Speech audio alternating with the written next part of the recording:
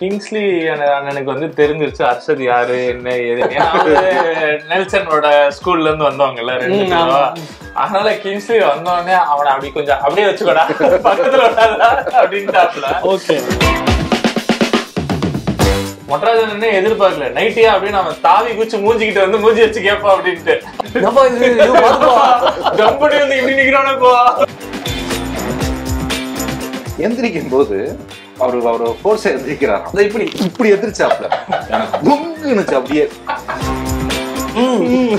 இப்பதான் நடிச்சு முடிச்சேன், அதுக்குள்ள ரோப்புல கட்டி மேல உள்ள ஒரு அவர் வந்து திடீர் சீன் நடக்கும். டக்குன்னு பார்த்தா வாங்க ஃபைட் அப்படின்னு சொல்லிட்டு ரோப்புல கட்டி ஏத்துறது. இது மாதிரி இவருக்கு முன்னாடி என்ன படம் எடுத்தனா இருட்டாவே மாட்டு அப்படின்னும் போது அந்த ட்ரெய்லர் பார்க்கும்போது அந்த வேலை தானே கன்வே ஆகும்ன்றத கேட்குறேன்.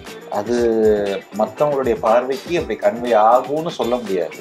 மேபி உங்களுக்கு அது கன்வே ஆயிருக்கலாம். அப்படி இல்ல உங்களுக்கு மெசேஜ் ஓரியன்டா வந்து ஒரு ஐட்டம் சாங் வச்சு ஒரு படம் எடுத்தா ஓகே. நாங்க ஏசர்டிஃபிகேட் படம் பாய்ஸ் பசங்களுக்கான படம்னு சொல்லிட்டு நாங்க அதுல வந்து ஒரு சாங்ல ஒரு பொண்ணு இருந்ததுன்னா அது தப்பு.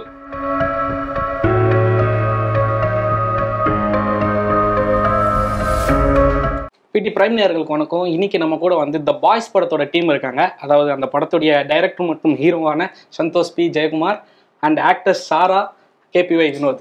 ஃபர்ஸ்ட் எல்லாரையும் வெல்கம் பண்ணிடலாம். வணக்கம் வணக்கம் அனைவருக்கும் வணக்கம். ப்ரோ ஃபர்ஸ்ட் இந்த படத்தோடைய மேக்கிங்கை பற்றி பேசிடுவோம். எப்படி ஆரம்பிச்சது இந்த கதை ஒவ்வொருத்தரும் சொல்லிடுங்க. ஃபர்ஸ்ட் டைரக்டர் வந்துடலாம். இந்த கதையோட ஆரம்ப புள்ளி. இந்த கதையோட ஆரம்பம் ஒரு கேப் ஆயிடுச்சு, ஒரு 1.5 வருஷம் கேப் ஆயிடுச்சு பொய்க்கால் குதிரைக்கு அப்புறம். ஸோ இந்த தடவை ஒரு ஜாலியாக ஒரு படம் பண்ணலாம் அப்படின்னு ஒரு ஐடியா வந்துச்சு. ஸோ அப்போ என்ன மாதிரி பண்ணலாம் அப்படிங்கும்போது சரி ஆர்டிஸ்டாக காஸ்டிங்காக பெருசாக எதுவும் அந்த டைமில் செட் ஆகலை. ஸோ ஒரு யங்ஸ்டர்ஸாக படம் பண்ணுற மாதிரி ஒரு ஜாலியாக பாய்ஸ் மாதிரி ஒரு படம் பண்ணுவோமே, வெறும் பசங்களாக வச்சு ஒரு படம் பண்ணுவோன்னு ஒரு ஐடியா வந்துச்சு. ஸோ அப்படி ஸ்டார்ட் பண்ணி எழுத ஆரம்பிச்சது. அங்கேருந்து அப்படியே மெட்டீரியலைஸ் ஆகி வந்தது தான், டெவலப் பண்ணது தான் இந்த படம். ப்ரோ நீங்கள் சொல்லுங்கள், உங்ககிட்ட இந்த கதை முதல்ல வந்து உங்களை சூஸ் பண்ணி சொல்லும் போது. ஆமாம், எனக்கு இங்கேருந்து அஸ்டன்ட் மனோன்னு ஒருத்தர் கால் பண்ணி ஆஃபீஸ் வர சொன்னாங்க. ஆஃபீஸ் தான் மீட் பண்ண வந்து கேட்டிங்களா? இல்லை அதான் நீங்கள் கூப்பிட்டதே ஓகே நான் வந்துடுறேன். ஓகே சொல்லியிருப்பேன். இருந்தாலும் நம்ம கூப்பிட்டு வரணும், அது நல்லா இருக்கு வந்து கேட்டுட்டு நல்லா இருந்துச்சு. சரி ஓகே சூப்பராக பண்ணி முடிச்சு. சாரா சார் நீங்கள் ஆல்ரெடி அவர் கூட படம் பண்ணியிருக்கீங்க. ஸோ உங்களது இந்த படம் பேசுறதுக்கு முன்னாடி நான் ஒரு ஷோக்கு போகிற மாதிரி ஒரு இருந்துச்சு, ஒரு டிவி ஷோக்கு போகிற மாதிரி. ஸோ நான் அந்த இதில் இருந்தேன். கரெக்டாக அவங்களும் பேசுகிறாங்க, கரெக்டாக இந்த படமும் கரெக்டாக பேசுகிறேன். அப்புறம் நான் ஸ்கிரிப்ட் படித்தோன்னே சரி ஷோவா படமா அப்படிங்கும்போது படம் தான் அப்படின்னு சொல்லிட்டு, ஏன்னா ஸ்கிரிப்ட் அவ்வளோ நல்லா இருந்துச்சு. ஓகே ஓகே பண்ணலாம் அப்படின்னு சொல்லிட்டு பண்ணலாம். ஆக்சுவலி 100 நாள் ஷோ அது. 100 நாள் ஷோ. ஆமாம் ஆமாம் மாட்டிக்கினார் அவரும் என்னன்னு சொல்ல, நானும் என்னன்னு சொல்லல, கேட்டுக்கிட்டேன். அண்டு ஒரு முக்கியமான கேள்வி என்னன்னா, அண்ட் இது முன்னாடி உங்ககிட்ட எல்லாம் கேட்டுறப்ப நிறைய பேர் கேட்டு வந்திருப்பாங்க, அடல்ட் கண்டென்ட் அதை சூஸ் பண்றதுக்கு ஏதாவது ரீசன் இருக்கா அப்படின்னா? இல்ல இந்த படம் வந்து அடல்ட் கண்டென்ட்டுக்கு நிறைய ரீசன்ஸ் இருக்கு. ஒரு படம் வந்து ஒரு விதமான அடல்ட் கண்டென்ட்டா இருக்கும். இப்போ அனிமல் பார்த்தீங்கன்னா அது வயலன்ஸ் செக்ஷுவலா எல்லாம் இருந்ததுனால அடல்ட் கண்டென்ட். இப்போ சாலார் பார்த்தீங்கன்னா அது வந்து பயங்கர வயலன்ஸ், அதனால அடல்ட். இப்போ ஃபைட் கிளப்னு ஒரு படம் வந்தது, ஆமாம் அதுவும் அடல்ட் தான். அது ஏன்னா டூ மச் ஆஃப் என்ன சொல்றது வீடுன்பாங்க, மருவானா அதோட ஸ்மோக்கிங்ஸ் இருந்ததுனால அடல்ட்டுன்னு. இந்த படம் அடல்ட்டுக்கான காரணம் வந்து செக்ஸோ கிளாமரோ ஜோக்ஸோ கிடையாது, ஸ்லாங் ஆஃப் வேர்ட்ஸ். அதாவது 5 பசங்க சேர்ந்து பேசும்போது அது வந்து ரொம்ப கலோக்கியலான ஒரு லாங்குவேஜாக இருக்கும். கெட்ட வார்த்தைகள் நான் சொல்லலை, பட் அன்பார்லிமெண்ட்ரி வேர்ட்ஸ்னால சொல்லலை. இப்போ ஜென்ரலாகவே வந்து எப்படின்னா, எதனால இந்த படத்துக்கு வந்து அடல்ட் சர்டிஃபிகேட் அப்படின்னா, ஒரு அப்பா கிட்ட வந்து ஃபோன் பண்ணி பேசும்போது நம்ம ஒரு விஷயம் கேட்கும் போது அப்பா அதை நம்ம கேட்குறத பண்ணலன்னா, இந்த ஆளுகிட்ட ஃபோன் அடிச்சு கேட்டேன் பற்றி என்ன செருப்பால் அடிக்கணும்னு நமக்குள்ளேயே புலம்பிட்டு வைப்போம்ல. இதை நாளைக்கு பசங்க பார்த்து அவங்க அப்பா அம்மாவுக்கு பண்ணிடக்கூடாதுன்ற தாட் ப்ராசஸில் தான் இந்த படத்துக்கு அடல்ட் சர்டிஃபிகேட் கொடுத்துருக்கதாக எனக்கு சொன்னாங்க. ஓகே புதுசா இருக்குல்ல, வித்தியாசமா இருக்கு. எனக்கு அப்படிதான் இருந்துச்சு, அதனால அப்படியே ஏத்துக்க வேண்டியது. ஓகே, எதுக்காக இந்த முக்கியமான கேள்வி வச்சேன்னா, உங்களுடைய முந்தைய படங்கள் சொல்ல வேணாம் நமக்கு தெரியும், ஆனா இருந்தாலுமே அதுல இருந்து ரூட் மாறி நீங்க கஜினிகாந்த் பொய்க்கால் குதிரையை வந்து கொஞ்சம் வித்தியாசமா எடுத்திருந்தீங்க, காட்டியிருந்தீங்க. நான் அந்த மாதிரி மட்டும் இல்லை இப்படியும் எடுப்பேன் அப்படின்னு சொல்லிட்டு. அந்த பொய்க்கால் குதிரைக்கு அப்புறம் 1 வருஷம் கேப் போட்டு திருப்பி வரும்போது எதற்காக இந்த அடல்ட் கண்டென்ட்டை சூஸ் பண்ணீங்க? படம் பார்க்கும்போது நீங்க இது அடல்ட்டான்றது நீங்களே இந்த கேள்வி ஏன் கேட்டோம் இந்த இன்டர்வியூலன்னு ஃபீல் பண்ணுவீங்க. அப்படி ஆமா, நீங்க அடல்ட் நினைச்சு உட்காந்து ஜாலியா போயிட்டு இது ஃபன் இருக்கும், ஜாலியா இருக்கும். இது எல்லாருமே பார்க்கக்கூடிய ஒரு படம் தான். சோ இதுதான் படத்துக்கு ஏ சர்டிபிகேட்டுக்கான காரணம். ஓகே. அது தவிர வேற எதுவுமே இல்ல. படத்துல ஹீரோயின் இல்ல. படத்துல ஹீரோயின் இல்ல, அது ஒண்ணுமே இல்ல. எங்களுக்கு யாருக்கும் ஜோடி இல்ல. ஆனா ட்ரெய்லர் பார்க்கும்போது வந்து அந்த எப்படி சொல்றது 18+ கண்டென்ட்ன்றது மட்டும் தெளிவா. ஆமா பிரதர், ஏன்னா சர்டிபிகேட் ஏ சர்டிபிகேட் கொடுத்துட்டாங்க. அப்போ 18+ கண்டென்ட்ன்றதுக்கு ஏத்த மாதிரி தான் நம்ம படம் கட் பண்ண முடியும். இப்போ ஏ சர்டிபிகேட் படம்னு சொல்லிட்டு அவங்க சர்டிஃபை பண்ணிட்டதுனால குழந்தைங்களை தியேட்டர்ல விட போறது இல்ல. ஸோ குழந்தைங்க தியேட்டருக்கு வரப்போறது இல்லை, ஃபேமிலி வரப்போறது இல்லை. அப்போ யார் படத்தை வந்து பார்க்க முடியும்? நம்ம காசு கொடுத்து படம் எடுத்துட்டோம், நம்ம எடுத்த படம் யூஏ மாதிரி இருக்குன்னு நம்ம ஃபீல் பண்ணி எடுத்திருக்கோம். ஆனா போர்டு வந்து அதை ஏன் ஃபீல் பண்ணிட்டாங்க. இப்போ இந்த படத்தை யாரை வச்சு பார்க்க வைக்க முடியும்? Okay, youngsters. அப்போ யங்ஸ்டர்ஸை எது அட்ராக்ட் பண்ணும்? அதுக்குன்னு 18+ தான் அப்ரோச் அவங்க பண்ணுவாங்கன்ற மாதிரி கிடையாது இல்லையா? 18+ தான் அவங்களை இன்ட்ராக்ட் பண்ணணும்னு சொல்லிட்டு 18+ அடல்ட் சர்டிஃபிகேட். 18+ மீன்ஸ் நான் எப்படி சொல்ல, ஒரு இல்ல உங்களுக்கு மெசேஜ் ஓரியன்டா வந்து ஒரு ஐட்டம் சாங் வச்சு ஒரு படம் எடுத்தா ஓகே. நாங்க ஏ சர்டிஃபிகேட் படம் இல்ல பாய்ஸ் பசங்களுக்கான படம்னு சொல்லிட்டு நாங்க அதுல வந்து ஒரு சாங்ல ஒரு பொண்ணு இருந்ததுன்னா அது தப்பு. இந்த பாய்ஸ்ன்ற அந்த ட்ரெய்லர் நல்லா இருந்தது. படம் பார்க்கும்போது யாருது படம் அப்படின்னா சந்தோஷ் பி. இவர் இதுக்கு முன்னாடி என்ன படம் எடுத்தனா இருட்டர் மட்டும் அப்படின்னும் போது அந்த ட்ரெய்லர் பார்க்கும்போது அந்த வேலை தானே கன்வே ஆகும்ன்றத கேட்குறாங்க. அது மற்றவங்களுடைய பார்வைக்கு அப்படி கன்வே ஆகும்னு சொல்ல முடியாது. மேபி உங்களுக்கு அது கன்வே ஆயிருக்கலாம் அப்படி. ஸோ இதுக்கும் இருட்டர முரட்டு குத்துக்குமா எந்த சம்மந்தமே கிடையாது. இது வந்து 18 வயசுல இருந்து 40-50 வயசு லேடிஸ்ல இருந்து எல்லாருமே உட்காந்து பார்க்கக்கூடிய ஒரு படம் தான். குடும்பத்தோடய நீங்க பார்க்கலாம். நீங்க இப்போ 18+ பசங்க மட்டும் அலோடு கிடையாது. நீங்க கப்புள்ஸா போய் பார்க்கலாம், அம்மா அப்பாவை கூட்டிட்டு போய் பார்க்கலாம். ஏன்னா இதுல வந்து தப்பா எதுவுமே இல்லை அந்த படத்துல. ஸோ நீங்க ஜாலியா என்ஜாய் பண்ணி சிரிச்சு பார்க்கக்கூடிய ஒரு படம் தான். ரோமன் சாம்லாம் வந்துச்சுல, ரோமன் சாம் மாதிரி இது வந்து ஒரு பேச்சுலர் சம்பந்தப்பட்ட ஒரு படம், அவ்வளவுதான். அண்ட் நீங்க படத்துடைய அனுபவத்தை ஃபர்ஸ்ட் சொல்லுங்க. படம் உள்ள வந்து ஷூட்டிங் போயிட்டு இருக்கு இல்லையா, அதுல இது பாய்ஸ் செக்மெண்ட் வச்சுக்கலாம். உங்க ஒவ்வொருத்தருக்கும் ஒரு பாய்ஸ் செக்மெண்ட் நடந்திருக்கும். டக்குன்னு இப்ப கேட்கும் போது எது மைண்ட்ல வருது உங்களுக்கு? அடிக்கிட்டே போலாம், நிறைய இருக்கும்.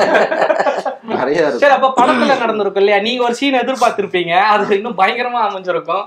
அந்த மாதிரி நிறைய சீன் அப்படி அமைஞ்சிருக்கு. அவர் வந்து இப்போ ஒரு 5 பேரு ரிஹர்சல் பண்ணிக்கிட்டு இருக்கோம். ஸோ எனக்கு ஒரு டயலாக் வரும், இவருக்கு ஒரு டயலாக், இவருக்கு ஒரு டயலாக், அவங்க 2 பேருக்கு ஒரு டயலாக் வரும். ஸோ இங்க ஒரு கேரக்டர் ஒருத்தர் இருப்பாரு, அர்ஷத்னு ஒரு என்ன காதை கிள்ளிட்டு இருக்காருல்ல, அவர்தான் வந்து இப்ப அவர் வந்து காதை கிள்ளாம நடிக்கல, உண்மையிலே காதை கிள்ளிட்டு இருக்காரு. காது மட்டும் கிள்ளல. ஆக்சுவலி என்னன்னா இந்த ஸ்டில் ஷூட் எடுத்த அடுத்த நாள் எங்களுக்கு வந்து ஒரு சாங் ஷூட்டிங் இருந்தது. ஓகே. ஸோ அந்த ஸ்டில் ஷூட் சாயங்காலம் முடிஞ்சிருச்சு. அடுத்த நாள் நான் தூங்கி எந்திரிக்கிறேன், எனக்கு சரியான முதுகு வலி. ஓகே. என்னன்னு கண்டுபிடிக்கவே முடியல. எதனால முதுகு வலிக்கு? நம்ம எதுவுமே பண்ணலையே, எதுவும் வெயிட்ஸ் தூக்கல, எதுவும் பண்ணல. அடுத்த நாள் தான் டான்ஸ் ஆட போறோம். எப்படிடா இந்த முதுகு வலி வந்துச்சுன்னு ரொம்ப நேரம் யோசிச்சு பார்த்தா, இதுல ஆக்சுவலி ஒருத்தர் ஒரு லெவல் ஆஃப் ஸ்டூல்ல உட்காந்துருக்கோம். அவர் முட்டி போடணும் அந்த ஸ்டூல்ல. அர்ஷத் எனக்கு பின்னாடி முட்டி போடணும், ஹைட் மேட்ச் பண்றதுக்கு. முட்டி போடும்போது அந்த முட்டிய வந்து முதுகுல டோம்னு ஒரு இடி இடிச்சாப்ல. அப்போ எனக்கு அது ஃபீல் ஆகல. நம்ம அந்த பரபரப்புல அப்படியே இருந்தோம். அந்த மாதிரி இது எனக்கு நடந்த ஒரு சம்பவம். அவருக்கு இதே மாதிரி ரிப்கேஸ்ல ஒரு இல்ல அதுதான் இல்ல, ஒரு எந்திரிச்சு டிவியை போய் உடைக்கிறது இப்படி நடந்த மாதிரி. நான் இங்க பக்கத்துல உட்காந்துருக்கேன், இவர் இங்க உட்காந்து இருக்காரு. எந்திரிக்கும் போது அவரு ஃபோர்ஸா எந்திரிக்கிறாராம். இப்படி எந்திரிச்சாப்ல எனக்கு பொங்குனுச்சு. அப்படியே ஒரு 3 நாள் எனக்கு நெஞ்சு வலியில வந்துருச்சு. ஏன் நெஞ்சு வலி வருது?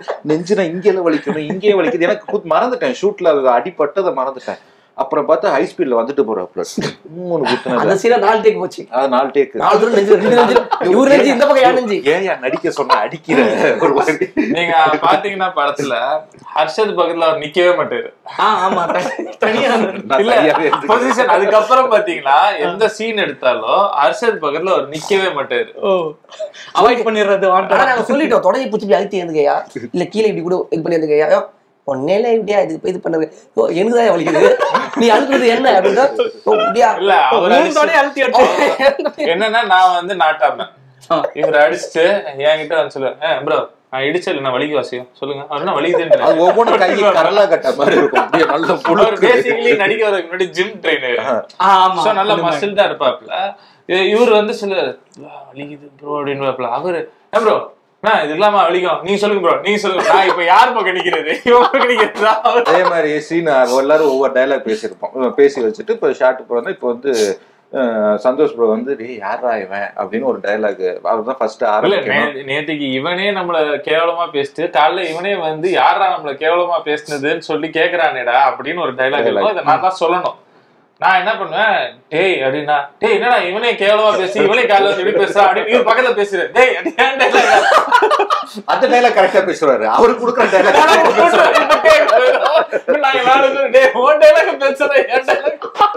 அவரு ரொம்பவே மிஸ் பண்ற இன்டர்வியூல இருந்தா இன்னும் பயங்கரம் ஆயிட்டு இருக்கும் போல. படத்துக்கு ஏத்தாப்புலயே ஷூட்டிங்குமே அதே லெவல்ல போகுதுன்னு இப்பதான் ஜாலியா இருக்கும், ஃபுல்லாவே ஜாலியா இருக்கும். அண்ட் ஓகே, இப்போ வினோத் ப்ரோ நீங்க சில விஷயத்த சொல்லுங்க. அண்ட் நீங்க கேபிஒய்ல இருந்து ஒரு ஃபேன் பேஸை உருவாக்கிட்டீங்க, அப்புறம் சிடபிள்யூசில கொஞ்சம் வந்திருந்தீங்க. இப்போ படம், இந்த படத்துல எப்படி உங்களுக்கு? படம் ஃபுல்லாவே இதான் சொல்றேன், ஜாலியா இருக்கும் படம் ஃபுல்லாவே. அதான் எல்லாருக்குமே ரிலேட் ஆகிற ஒரு கேரக்டர் தான் இருக்கு 5 பேருமே. ஓகே, ஒவ்வொரு சீனுமே பார்த்தீங்கன்னா இப்போ நீங்களே படம் பார்க்க போறீங்கன்னா உங்களுக்கு எல்லா சீனுமே பார்த்தீங்கன்னா இது இங்கே நடந்திருக்கு, இது அங்கே நடந்திருக்கு அப்படின்னு. அது எனக்கு ஒரு சீன் இருக்கு, நான் கேட்பேன். நடந்த ஒன்று கம்பேர் ஸோ அது எல்லாம் கம்பேர் ஆயிடுச்சு. சொல்லுங்க என்ன சீனுன்ட்டு சொல்லுங்க. அந்த அப்பாவின்னு ஒரு கேரக்டர் காட்டுறீங்க இல்லையா, அவரு என்னடா பண்ணுவேன்னா ஸ்மாக் போடுவேன் அப்படின்ற. என்னோட க்ளோஸ் ஃப்ரெண்ட் ஒருத்தன் முத்துன்னு இருக்கான், சேம் கேரக்டர், நல்லா ஜாலி பல்கா இருப்பான், பாடி பில்டரு, எந்நேரமும் ரோமன் ரைன்ஸ் இப்படி ஸ்கூல் டைம்ல செம்ம ஃபன்னா போயிட்டு இருக்கோம். அந்த இது அந்த மாதிரி இந்த படத்துல 5 பேர் கேரக்டர்ஸ் இருக்கு. 5 கேரக்டர்ஸையுமே நாங்க ட்ரைலர்ல சொல்லியிருக்கோம். இப்போ என்னன்னா நம்ம எல்லா ஃப்ரெண்ட்ஸ் கேங்லயுமே வந்து ஒரு சினிமா பைத்தியம் இருக்கும். அதாவது நான் சினிமால டைரக்டரா போறேன், டேய் அந்த கதையை அப்படி எழுதிருக்கலாம்டா, இந்த கதையை இப்படி எழுதிருக்கலாம்டா. நம்ம ஒரு படம் பார்த்துட்டு இருப்போம், பார்த்துட்டு இருக்கும்போது அவன் சொல்லுவான், ஏய் இது இந்த இங்கிலீஷ் படத்துல வந்த சீன்ரா அப்படின்மா, ஏய் இது இந்த கொரியன் படத்துல வந்த சீன்ரா அப்படின்மா. அவன் எல்லா படத்தையும் பார்த்து வச்சிருப்பான், அதனால யார் எங்க இருந்து திரும்பினாலும் அவன் கண்டுபிடிச்சிருவான். சோ அப்படி ஒரு கேரக்டர் நம்ம ஃப்ரெண்ட்ஸ்குள்ள இருக்கும். இல்ல அதை தாண்டினா நம்ம எல்லா ஃப்ரெண்ட்ஸ் கேங்லயும் ஒரு கோளாறு ஒண்ணு இருக்கும், எதை பண்ணாதேன்னு சொல்றோமோ அதான் பண்ணும். சோ அது ஒரு கேரக்டர் இருக்கும். 3வது எதுக்கு எடுத்தாலும் வைத்தறிச்சலுடைய சுத்தம். அதனால ஒரு விஷயத்தை அச்சீவ் பண்ண முடியாது அவனால. அவனுக்கு ஒரு கேர்ள் ஃப்ரெண்ட் இருக்காது, இல்ல அவனுக்கு வந்து நிறைய பொறாமைகள் இருக்கும், ஆனா வெளியில சொல்ல மாட்டான். ஆனா அதை இன் பர்டிகுலர் இப்போ ஷாராவை பத்தி வைத்தறிச்சல்னா என்கிட்டதான் சொல்லுவான். என்ன பார்த்து பொறாமனா அந்த ஷாரா கிட்ட தான் சொல்லுவான். இப்ப எங்க 2 பேரை பத்தி வேணும்னா அதை போய் ஹர்ஷதி கிட்ட சொல்லுவான். அந்த மாதிரி ஒரு கேரக்டர், அதுதான் வினோத்தோட கேரக்டர். அந்த 5வது கேரக்டர் வந்து யுவராஜ்ன்றதான். அவன் வந்து ஒரு பயங்கர இன்னசென்டான ஒரு பர்சன். அவனுக்கு அவனோட வாழ்க்கையே வந்து என்னன்னா Undertaker, triple H, Stone Cold, Roman Reigns, John Cena அப்படின்னே வாழ்ந்துட்டு இருக்க ஒரு கேரக்டர். சோ இது எல்லாமே வந்து படம் பண்ணும் போதே இந்த 5 கேரக்டர் வடிவமைச்சதே எதுக்குன்னா நம்ம லைஃப்ல அட்லீஸ்ட் இந்த 3 கேரக்டர் நம்ம ஃப்ரெண்ட்ஸ் கேங்ல பாத்துருக்கணும். அதுல என்ன மாதிரி கேரக்டர்ஸ் பார்த்து பிக் பண்ணி எழுதுனதுதான் இந்த 5 கேரக்டர்ஸுமே. இப்ப நீங்க ரெஸ்லிங் ஃப்ரெண்ட் ஒருத்தன் இருந்தான்ற மாதிரி சினிமா ஃப்ரெண்ட் அவனுக்காவது ஒருத்தனுக்கு இருந்திருப்பான். கண்டிப்பா இந்த வைத்தறிச்சல் ஃப்ரெண்ட் எல்லாம் எல்லா கேங்லயும் இருப்பானுங்க. அப்புறம் ஒரு கஞ்ச பிஸ்னாரி ஃப்ரெண்ட் எல்லா கேங்லயும் இருப்பானுங்க. கையில இருந்து காசை எடுக்கவே மாட்டான்.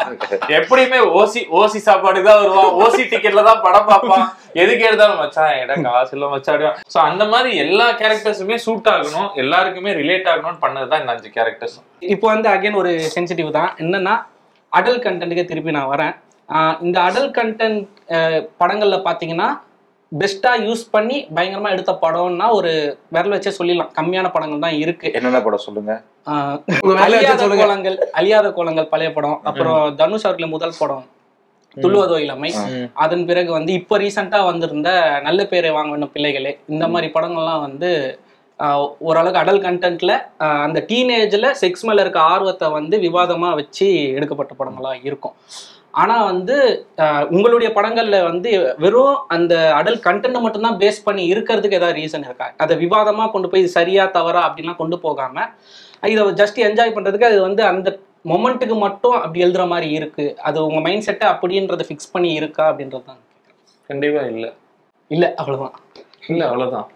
ஓகே, அந்த மொமெண்ட்ல நீங்க என்ஜாய் பண்ணி அப்படி எழுதிக்கிறீங்க, அவ்வளவுதான். அதையும் நான் சொல்லியே கண்டிப்பா இல்லன்னா அப்புறம் 2மே இல்லன்னா எப்படி? இல்லையே, நீங்க அதான் கேள்வி கேட்டீங்க, வெறும் இந்த மொமெண்ட்டுக்காக அப்படி எழுதுறீங்களான்னு கேட்டீங்க. இல்லன்னு சொன்னேன். விவாதம் பண்ணாம வெறும் மொமெண்ட்டுக்காக எழுதுறீங்களான்னு தானே கேள்வி கேட்டீங்க. கண்டிப்பா இல்லன்னு தானே அதுக்கு பதில் சொல்லணும். கேள்வி தான் ரொம்ப பெருசா இருக்கு. கேள்வி பதில் தப்புன்னு முடிச்சிட்டாரு. இப்ப எனக்கு போட்டுருவாங்க இந்த பாய்ஸ் இன்டர்வியூல எங்களோட நீங்க தான் அதிகமா இருக்கீங்க. முன்னாடியே வந்து இருட்டர்ல மட்டும் மெர்ஜ் பண்ணி உங்ககிட்ட கேள்வி கேட்கும் போதே நீங்க சொன்னீங்க அப்படிலாம் கிடையாதுன்னு சொல்லிட்டு. என்னன்னா அந்த படம் எடுத்ததுக்கு அப்புறம் உங்களுக்கு அது வந்து ஒரு முத்திரை மாதிரி, இவர் வந்து இந்த படம் தான் எடுப்பாரு அப்படின்றது முத்திரையா பதிகிறது வந்து உங்களுக்கு எப்படி இருக்காது?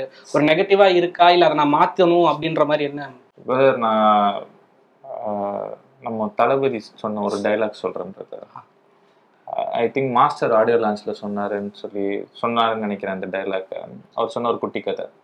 நதி வந்துகிட்டே இருக்கும், ஓடிக்கிட்டே இருக்கும். ஒரு சிலர் கல் எடுத்து அடிப்பாங்க, ஒரு சிலர் பூவை போட்டு வரவேற்பாங்க, ஒரு சிலர் வந்து அதை வந்து தொட்டு கும்பிடுவாங்க அப்படின்ற மாதிரி. ஆனா நதியோட வேலை என்ன?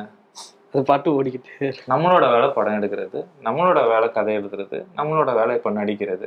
நம்ம அதை பார்த்துட்டு போயிட்டே இருப்போம். அதை நம்ம இப்படியே எடுத்துட்டோம் அப்படியே எடுத்துட்டோம், அது பிளஸ் மைனஸ் அப்படின்றதுலாம் வெளியில இருக்க சத்தங்கள் பேசிக்கிட்டே இருக்கும்.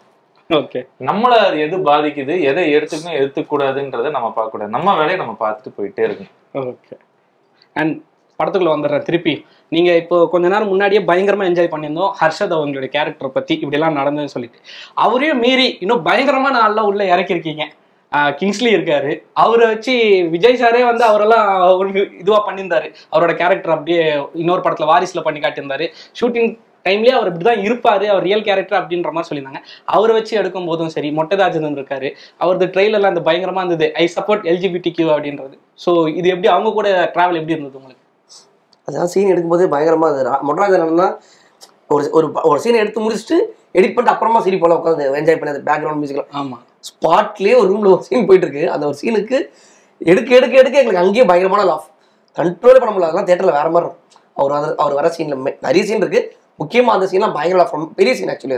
ஓகே, மொட்டராஜன் வந்து என்னன்னா அவருக்கு தெரியல, கிங்ஸ்லி அண்ணனுக்கு வந்து தெரிஞ்சிருச்சு ஹர்ஷத் யாரு என்ன ஏது. நெல்சனோட ஸ்கூல்ல இருந்து வந்தவங்கல்ல 2 பேரும்.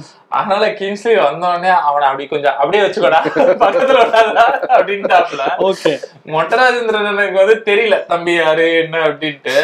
ஒரு சீன் இருக்கும், ஒரு சீன்ல வந்து என்னன்னா இவரு நைட்டி போட்டுக்கிறியா அப்படின்னு கேட்பாரு மொட்டராஜேந்திரன்ல. நைட்டியா அப்படின்னு என்ன நைட்டி பத்தி எப்படி சொல்லிட்டுன்றதுதான் டைலாக். இது மொட்டராஜேந்திரனுக்கும் ஹர்ஷத்துக்கும் கான்வர்சேஷன். மொட்டராஜன் எதிர்பார்க்கல, நைட்டியா அப்படின்னு அவன் தாவி குச்சி மூஞ்சிக்கிட்டு வந்து மூஞ்சி வச்சு கேட்பான் அப்படின்ட்டு. ஓகே, அவர் இப்படி ஆயிட்டாரு, ஷாக் ஆயிட்டாரு. அப்புறம் ஜம்பனி வந்து இப்படி நிக்கிறானப்பா, சொல்லவே இல்லப்பா டாக்டர் சார், சார் நீங்க சொல்லவே இல்ல அப்படின்னாரு. எனக்கே தெரியாதுண்ணே. ஓகே சார், எனக்கு புரிஞ்சிச்சு. அடுத்த தடவை தம்பி ஏதாவது ஷூட்டிங்ல பார்த்தா நான் ஒன்னாதான் இருக்காங்க இப்ப ஹர்ஷத் ஹாய் நானா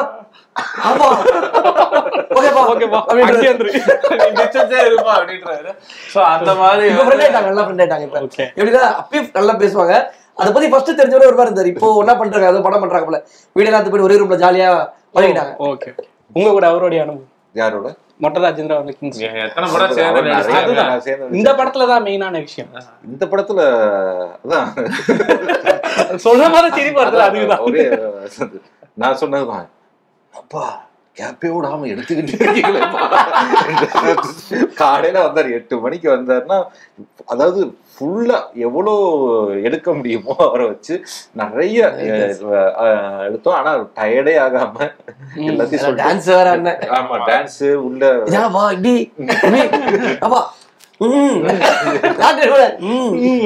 இப்பதான் நடிச்சு முடிச்சேன், அதுக்குள்ள ரோப்புல கட்டி மேல உள்ள ஒரு அவர் வந்து திடீர்னு சீன் நடக்கும், டக்குன்னு பார்த்தா வாங்க ஃபைட் அப்படின்னு சொல்லிட்டு ரோப்புல கட்டி ஏத்துறது. இது மாதிரி மாறி மாறி திடீர்னு டான்ஸ் ஆட கூப்பிடுவோம். ஒரு மாதிரி ஒரு நாள் என்ன ஃபைட் டான்ஸ் காஸ்டியூம் சொல்லிட்டு அவரே நல்லதுப்பா நல்லது சூப்பர், அடுத்த நாள் கூப்பிட மாட்டீங்களாப்பா அப்படின்னு. இல்ல கூப்பிடுவோம். என்னப்பா ஒரு நாளைக்கு கூப்பிட்டு 4 நாளுக்கு வேலை பார்க்குற.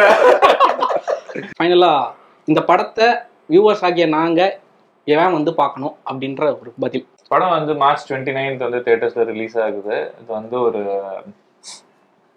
தமிழ் சினிமாவில் இது ஒரு கைண்ட் ஆஃப் ஒரு ஃப்ரெஷ் அட்டம்ப்டா வந்து இருக்கும். இது அடல்ட் படம் அப்படி இப்படின்னு நிறைய பேர் நிறைய விதமா சித்தரிக்கப்பட்டாலும் இந்த படம் வந்து நீங்க ஜாலியா யார் கூட வேணாலும் வந்து பார்க்கலாம். குழந்தைங்க பார்க்கக்கூடாதுன்னு சென்சார் போர்ட் சர்டிஃபைட் பண்ணிருக்கு. பட் ஃபேமிலியா நீங்க ஹஸ்பண்ட் ஒய்ஃபா வரலாம், 18 இயர்ஸ்க்கு மேல இருக்க பசங்களோட அப்பா அம்மா வரலாம், எல்லா ஏஜ் கேட்டகரிஸும் இந்த படம் பார்க்கலாம். above 18 years. படம் ஏன் நீங்க பார்க்கணும்னா ஒரு 2 hours உங்க கவலையெல்லாம் மறந்து செம்ம ஜாலியா சிரிச்சு என்ஜாய் பண்ணிட்டு போலாம் இந்த படம் பார்த்தீங்கன்னா. நீங்களுமா? அதான் வாட்ச் பண்ணி கண்டிப்பாக தடவை படத்தை பார்த்துருங்க. படம் ஃபுல்லாக ஜாலியாக இருக்கும், ஃபன்னாக இருக்கும். பசங்க பொண்ணுங்க எல்லாரும் சேர்ந்து ஜாலியாக போய் பார்க்கலாம். பாய்ஸ்னால பாய்ஸ் தான் பார்க்கணும் அப்படிலாம் கிடையாது, கேர்ள்ஸும் போய் பார்க்கலாம், ஜாலியாக இருக்கும். கண்டிப்பாக பார்த்துருக்கேன். ஓகே. அண்ட் எனக்கு ஒரே ஒரு கேள்வி, அதை நான் அப்படியே கேட்டுறேன். ட்ரெய்லர்ல வந்து சிம்பு அவர்களை வச்சு ஒரு சீன் இருந்தது இல்லையா, அது ட்ரெய்லருக்காக பண்ணதா இல்ல படத்துலயே நீங்க அது இந்த மாதிரி சர்ச்சைகள் ட்ரெய்லருக்காக பண்ணதுதான். இது வந்து ஒரு 6 years முன்னாடியோ 5 years முன்னாடியோ அவர் ஏதோ ஒரு இன்டர்வியூல பேசியிருந்தாரு. அப்போ நான் ஒரு பப்ளிக் பிளேஸ்ல ஒரு இடத்துல பார்க்கும்போது இந்த மாதிரி ஏய் நான் உனக்காக சப்போர்ட் பண்ணி ஒரு இன்டர்வியூல பேசியிருக்கேன்டா அப்படின்னாரு என்கிட்ட. ரொம்ப தேங்க்ஸ் தான் அப்படின்னு. நான் என்ன அந்த இன்டர்வியூ அப்போ பப்ளிஷ் ஆகல அவர் என்கிட்ட சொல்லும் போது. அவர் பேசிட்டு அதுக்கு அடுத்த நாளும் என்னோதான் மீட் பண்ணியிருந்தேன் போல இருக்கு. அது ஏதோ ரொம்ப எதர்ச்சியா மீட் பண்ணதுதான். ஏய் நேத்தாண்டா உனக்காக ஒரு இன்டர்வியூல உன்னை பத்தி பேசினேன், உனக்கு ரொம்ப சப்போர்ட் பண்ணி பேசியிருக்கேன்டா அப்படின்னு. ரொம்ப தேங்க்ஸ்ண்ணா அப்படின்னா. அப்புறம் அடுத்த நாள் பார்த்ததுக்கு அப்புறம் நான் அவருக்கு ஒரு மெசேஜ் அனுப்பிச்சு விட்டேன், தேங்க்யூ அப்படின்னு சொல்லிட்டு. ஸோ அதனால அவர் எனக்கு சப்போர்ட்டிவா பேசினாருன்றதுனால இந்த இடத்துல அந்த டைலாக் தேவைப்பட்டுச்சு. Okay, thank you so much. படம் வெற்றி பெற எங்களுடைய பிடி பிரைம் சார்பாக வாழ்த்துக்கள். தேங்க்யூ.